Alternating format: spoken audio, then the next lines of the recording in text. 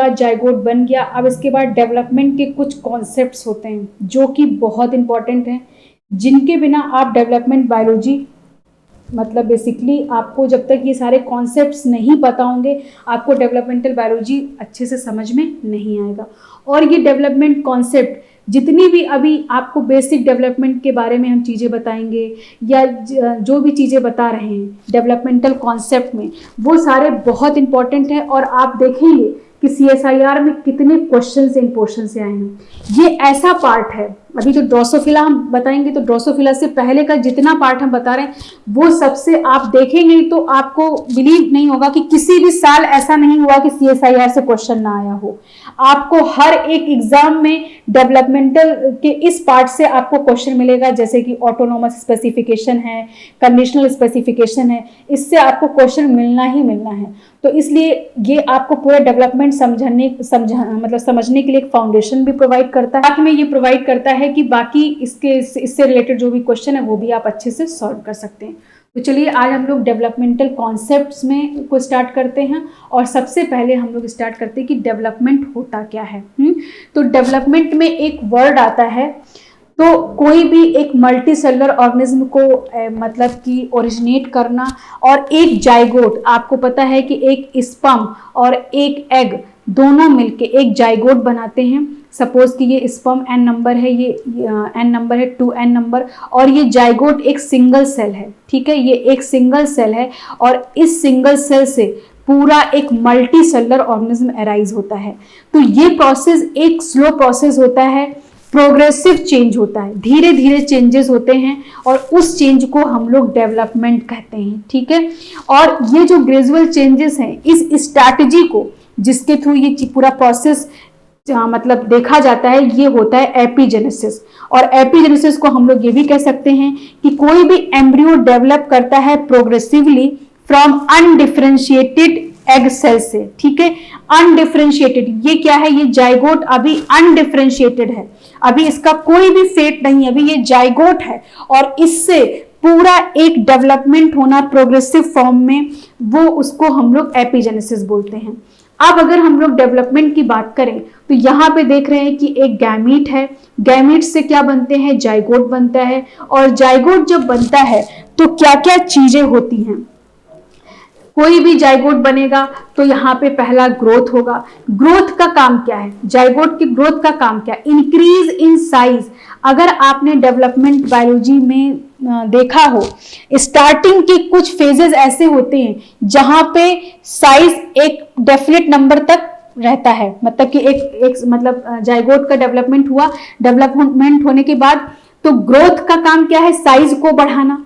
Cell division का काम क्या है, increase in number of cells. तो जैसा हमने बताया कि जब डेवलपमेंट शुरू होता है तो कुछ टाइम तक उसमें नंबर ऑफ सेल्स, जैसे कि मान लीजिए ये एक जाइगोट है, अब एक से ये बन रहा है 2 सेल्स। ठीक है, ये 2 सेल्स, तो ये जब 2 सेल्स बन रहा है तो आप देखेंगे कि इसका जो साइज है, मतलब साइज सेम है लेकिन जो सेल डिवीजन है वो बढ़ते जा रहा है। ये आपने ऐसा देखा होगा, है ना। तो इसका साइज तो सेम है लेकिन सेल का नंबर क्या कर रहा है, इंक्रीज हो रहा है, तो वो सेल डिवीजन होता है। फिर जाइगोट में क्या होता है, डिफरेंशिएशन होता है। डिफरेंशिएशन का मतलब diversification of cell type. Cell type different type के सेल्स का बनना, उसको कहते हैं डाइवर्सिफिकेशन। इसके बाद पैटर्न फॉर्मेशन। पैटर्न फॉर्मेशन का मतलब पर्टिकुलर ऑर्गेनाइजेशन, मतलब कि कोई पर्टिकुलर ऑर्गन्स का बनाना। ठीक, और इसके बाद होता है morphogenesis, shape and structure formation, particular shapes मतलब बनना। तो किसी भी जाइगोट में क्या क्या होता है, ग्रोथ होता है, सेल डिवीजन होता है, डिफरेंशिएशन होता है, पैटर्न की फॉर्मेशन होती है, मॉर्फोजेनेसिस होता है, तब जाके ये सारी चीजें मिला के क्या बनाती हैं, ये सारी चीजें मिला के बनाती हैं एक एडल्ट को। ठीक है, एक एडल्ट को बनाती हैं और ये एडल्ट फर्दर प्रोड्यूस करते हैं गैमीट को, और ये गैमीट्स फर्दर फिर क्या बनाएंगे, वापस जाके जाइगोट को बनाएंगे। तो ये साइकिल चलता रहता है। अब ये जो साइकिल पूरा आपको दिख रहा है, ये एक सीक्वेंशियल इवेंट होता है।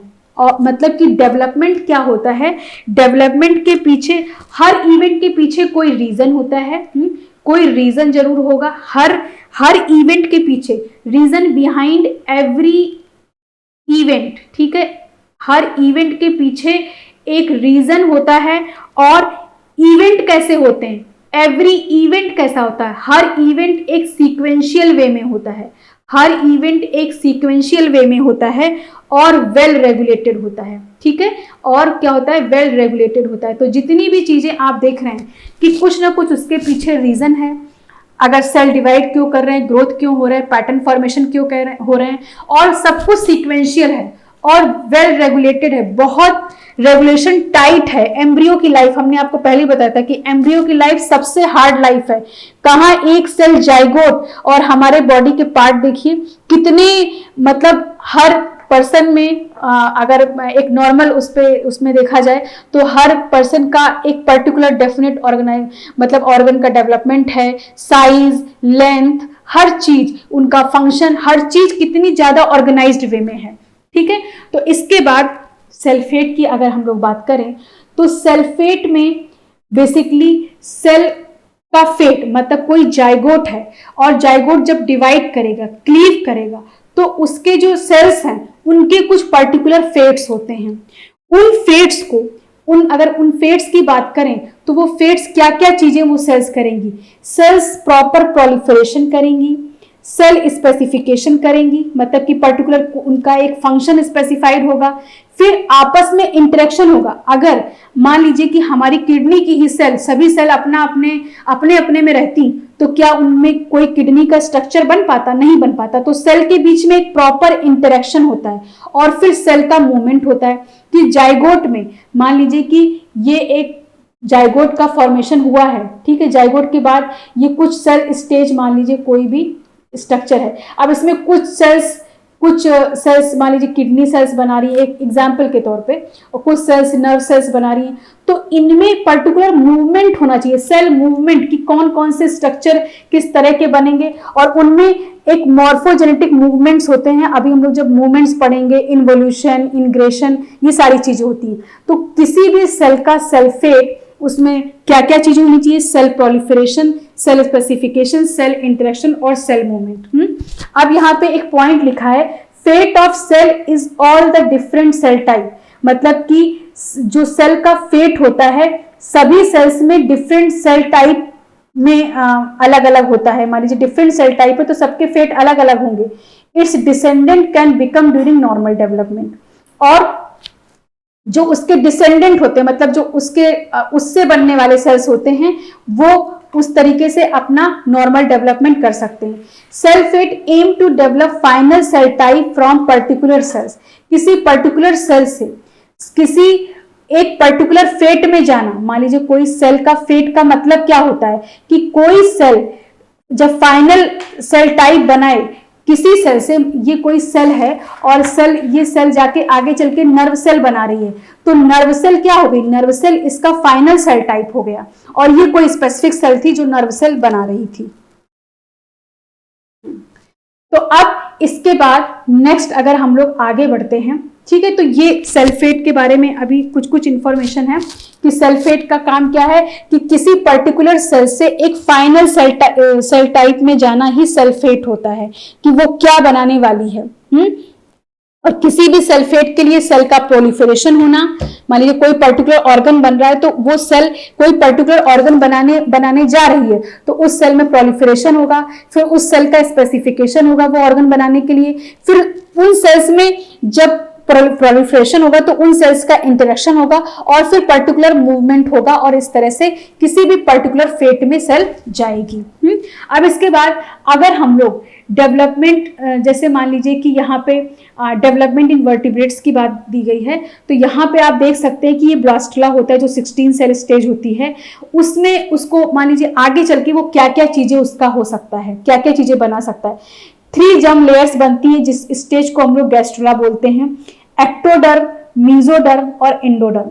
अब इस पर भी क्वेश्चन आपके एग्जाम में आया है कि किसका कौन ओरिजिन है, ठीक है, किसका कौन ओरिजिन है, इस पर क्वेश्चन आते हैं कि कहां से, जैसे बोन पे आया है कि बोन कहां से ओरिजिनेट होता है। तो अगर हम लोग यहाँ पे मान लीजिए ब्लास्टुला है तो एक्टोडर्म ओरिजिन में क्या क्या है, एपिडर्मिस आएगा, न्यूरल प्लेट आएगी, न्यूरल क्रेस्ट आएगा। जब आप डेवलपमेंट पढ़ेंगे, हम जब आपको एम्फीबियन का डेवलपमेंट बताएंगे तो वहां पे हम न्यूरल और क्रेस्ट और न्यूरल प्लेट के बारे में बताएंगे। ये दो चीजें हैं जो एक्टोडर्म्स, ये तीन चीजें एपिडर्मिस, न्यूरल प्लेट और न्यूरल क्रेस्ट, ये तीन चीजें एक्टोडर्म ओरिजिन होती है। मतलब कि ब्लास्टुला बना, ब्लास्टुला बनने के बाद 3 जर्म लेयर्स का गैस्टुला बनता है, और वो 3 जर्म लेयर्स गैस्टुला जो होता है उसमें 3 जर्म लेयर्स का नाम होता है एक्टोडर्म, मीजोडर्म और एंडोडर्म। जो एक्टोडर्म होता है वो आगे चल के एपिडर्मिस, न्यूरल प्लेट और न्यूरल क्रेस्ट बनाएगा। ये एम्ब्रियोनिक डेवलपमेंट की बात है, ठीक है। और न्यूरल प्लेट आगे चल के क्या बनाएगा, सेंट्रल नर्वस सिस्टम बनाएगा। न्यूरल क्रेस्ट क्या बनाएगा, पेरिफेरल नर्वस सिस्टम बनाएगा। और इसके बाद अगर हम लोग मीजोडर्म की बात करें तो मीजोडर्म में दो चीजें होती हैं, एक डॉर्सल मीजोडर्म होता है और एक वेंट्रोलेटरल मीजोडर्म होता है। जो डॉर्सल मीजोडर्म होता है, जैसे कि हमारा बॉडी का जो ट्रंक एरिया है, जो डॉर्सल मीजोडर्म होता है वो जब मतलब कि एम्ब्रियोनिक डेवलपमेंट होते हैं तो वहां पे कुछ सोमाइट सेल्स बनते हैं और कुछ नोटोकॉर्ड बनता है। जो सोमाइट सेल्स बनते हैं वो 3 तरह के मतलब डेवलप करते हैं। यहाँ पे ऑर्गन आप देख सकते हैं, जैसे कि डर्मिस का फॉर्मेशन, मसल्स का फॉर्मेशन, कार्टिलेज बोन का फॉर्मेशन।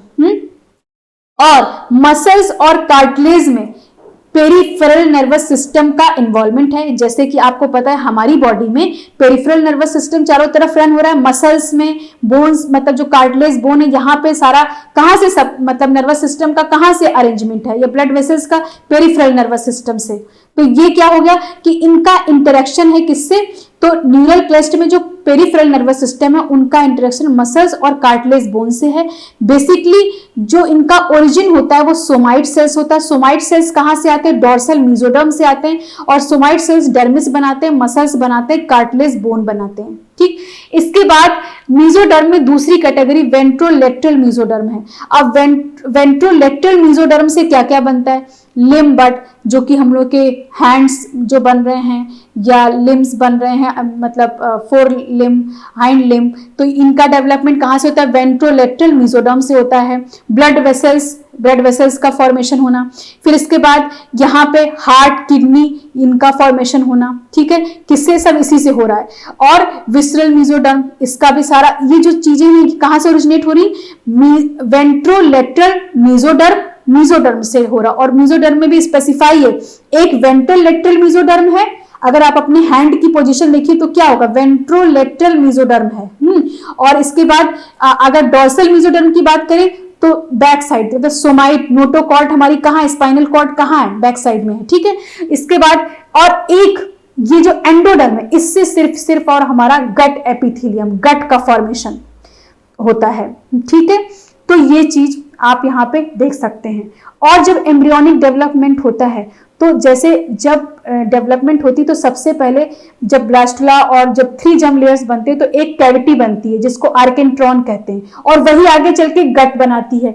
तो सबसे जो ओल्ड ओरिजिनेट, अगर आपसे कभी क्वेश्चन ये पूछा जाए कि सबसे ओल्ड ओरिजिन किसका है, और उसमें अगर गट एग्जाम्पल है तो गट होगा।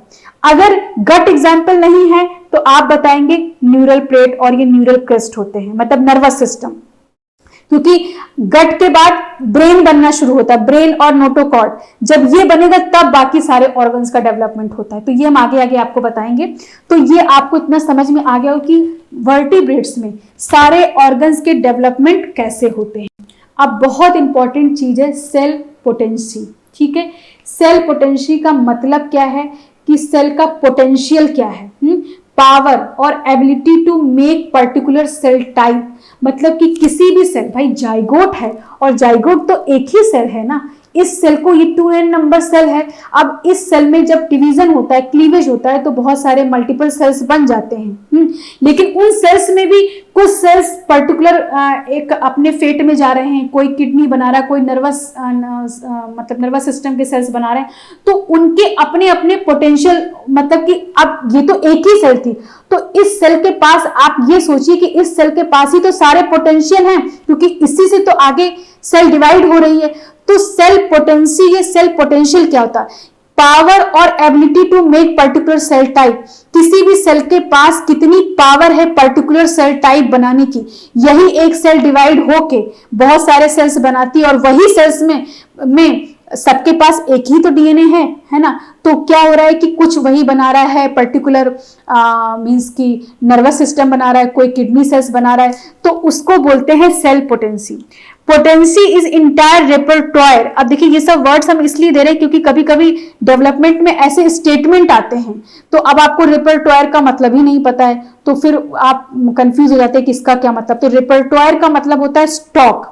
तो potency is a entire stock of cell type, मतलब किसी भी सेल के पास cell type, different cell type बनाने का ऐसा स्टॉक हो जो कि डिफरेंट टाइप के सेल टाइप बना सकते, उसको बोलते हैं पोटेंशियल।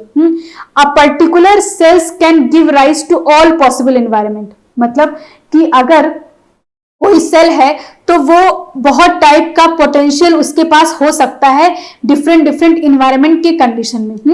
और किसी भी सेल का सेल्फेट मतलब कि वो किसी पर्टिकुलर सेल टाइप में जा सकती है, उसका पोटेंशियल या तो ज्यादा होगा या तो बराबर होगा। सपोज फॉर एग्जांपल हम आपसे कहते हैं कि आपको 10 किलोमीटर रन करना है, ठीक है। आप कोई पर्सन है, आपको 10 किलोमीटर हमने रन करने के लिए कहा। आप सपोज कि आपके पास कैपेबिलिटी है, आपके पास ये कैपेबिलिटी है कि आप दौड़ सकते हैं 20 किलोमीटर, ठीक है, 20 किलोमीटर। तो अगर आपका मतलब स्टैमिना इतना स्ट्रांग है कि आप 20 किलोमीटर दौड़ सकते हैं। अब अगर हम आपसे 10 कहेंगे, ठीक है, 10 कहेंगे तो भी आप दौड़ सकते हैं, ठीक। और अगर हम 20 कहेंगे तो भी दौड़ सकते हैं। अगर हम हमारा फेट, अगर सपोज हमने आपको फेट दिया कि आपको 10 किलोमीटर दौड़ना, तो आप 10 किलोमीटर तो दौड़ ही लेंगे। और या फिर कोई पर्सन ऐसा है कि जिसके पास सिर्फ 10 किलोमीटर दौड़ने का ही स्टेमिना है, तो अगर हम उससे 10 किलोमीटर कहेंगे तो 10 किलोमीटर तो वो दौड़ लेगा, ठीक है। तो अगर हमने फेट 10 किलोमीटर का दिया है तो 10 किलोमीटर ये भी दौड़ लेगा, 10 किलोमीटर ये भी दौड़ लेगा, जिसके पास स्टेमिना ज्यादा है। तो सल्फेट सेल पोटेंशियल के बराबर हो सकता है, मतलब कि जो पर्सन है या तो उसका स्टेमिना 10 किलोमीटर दौड़ने का होना चाहिए, तब उतना होगा, तब वो सल्फेट को अपना एक जो उसका गोल है वो अचीव करेगा, या फिर ज्यादा हो, या तो जो पर्सन जो 20 किलोमीटर दौड़ पा रहा है तो वो 10 किलोमीटर तो दौड़ ही लेगा। लेकिन कोई पर्सन है जो कि 5 किलोमीटर दौड़ने का स्टेमिना रखता है और हम उससे कहें कि 10 किलोमीटर दौड़िए, तो क्या वो दौड़ेगा? नहीं दौड़ पाएगा। तो मतलब फेट या तो बराबर होना चाहिए और या तो पोटेंशियल या तो बराबर होना चाहिए या तो ज्यादा होना चाहिए, कम नहीं होना चाहिए। किसी भी पर्टिकुलर सेल को किसी फेट में जाने के लिए या तो उसका पोटेंशियल ज्यादा होना चाहिए या तो बराबर होना चाहिए।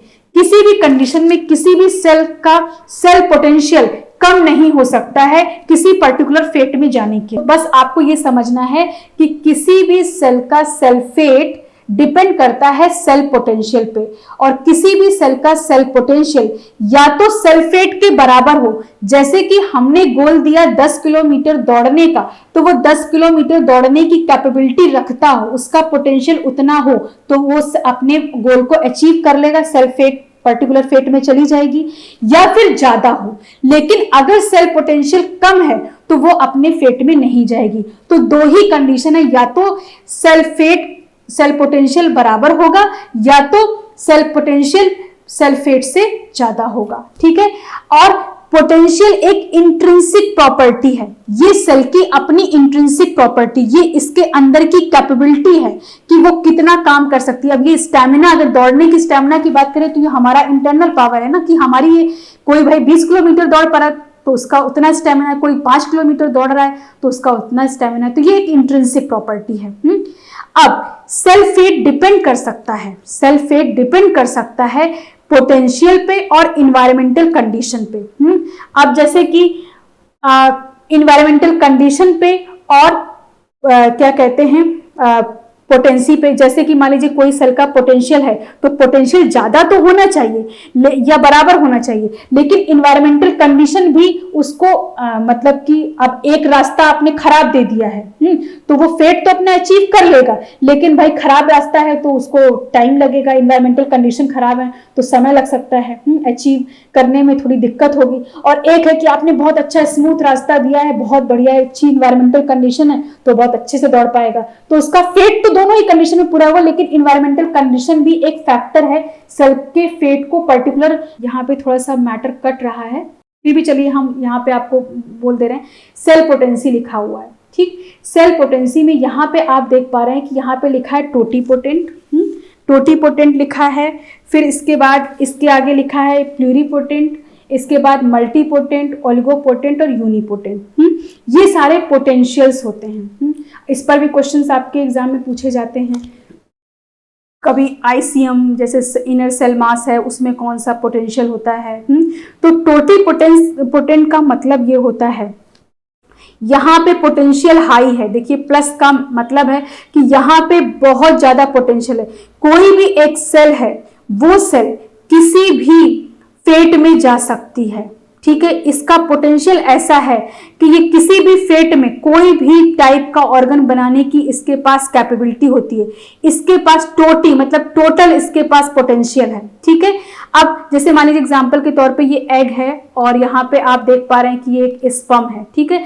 ये एग और स्पर्म क्या कर रहे हैं, जाइगोट बना रहे हैं। जाइगोट बनने के बाद मोरुला बनता है।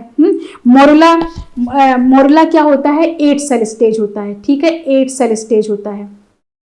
और 8 सेल स्टेज के बाद 16 सेल स्टेज बनता है, ब्लास्टुला बनता है, ठीक है। ये 16 सेल स्टेज होता है। अब यहां तक जब आप ब्लास्टुला तक देख रहे हैं, यहां तक सेल्स टोटीपोटेंट होती है। ब्लास्टुला तक सेल टोटीपोटेंट होती है। कब वो प्लूरीपोटेंट में चेंज होती है, जब वो 3 जर्म लेयर्स में चेंज होती है। और इस 3 जर्म लेयर्स में कौन कौन सी होती है, एक्टोडर्म, मीजोडर्म और एंडोडर्म। और इसको कहा जाता है गैस्ट्रुला। इसको कहा जाता है गैस्ट्रुला। इसमें क्या होता है कि बाद में चल के यहाँ पे जब 3 जर्म लेयर्स बन जैसे ब्लास्टुला बना, ब्लास्टुला बनने के बाद एक स्ट्रक्चर बनता है जिसको हम लोग ब्लास्टोसिस्ट कहते हैं। जो हमने अभी आप लोगों को स्ट्रक्चर बता रहे थे, यहाँ पे ऐसे ऐसे करके इनर सेल मास हो जाता है, यहाँ पे एक आउटर कवरिंग होती है, तो इसको बोला जाता है ब्लास्टोसिस्ट, ठीक है। अब ब्लास्टोसिस्ट से ही क्या हो गया कि ये अब इसकी टोटीपोटेंसी लूज हो रही, क्योंकि यहाँ पे जो ये आउटर सेल्स हैं ये बनाएंगे ट्रोफोब्लास्ट, ठीक है, ट्रोफोब्लास्ट।